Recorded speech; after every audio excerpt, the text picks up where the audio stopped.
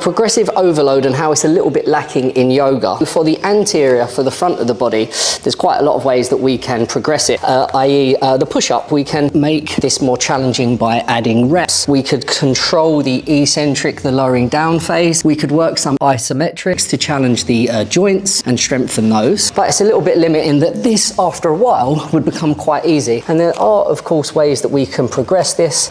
You could, for instance, go into some elbow levers where we're working on that arm balance, but it's fairly limiting that there's no external load to progress. So, i.e. we need to add some weight in, whether that's putting a plate on your back or a resistance band, which you can't really do in a class. We can, of course, work dolphin push-ups for the anterior, which would be here, and we could progress this by lifting a leg. We could progress it into pincher. We could then go pincher push-ups, where we are then really loading the shoulders through the weight of our body. That would be really challenging for the majority of the population. It's hard to load the posterior, the back of body. Exercises that we do are prone extension of the thoracic, where we're here, but this is quite a limited range where we can work the thoracic, but we can't really work the lumbar. It's quite hard to work that through this range. Ideally, we would train that in a gym setting. And for instance, where we could work on a GHR, here I can work my whole posterior, my lumbar and thoracic extensors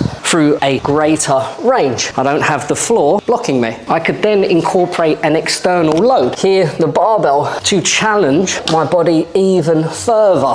Also, there's no way to load the lats, the upper back in yoga, like here with a lat pull down and also a seated row position. There's no ways to challenge the rhomboids or rear delts in yoga or progressive overload here. And also it's a bit limiting to load the legs. We can of course work poses like chair pose, which are hard in an isometric position where we hold it, which is great for joints and ligament health, but it's hard to overload the muscles in a hypertrophy sense, where ideally we want to be adding some external load and progressing that over time.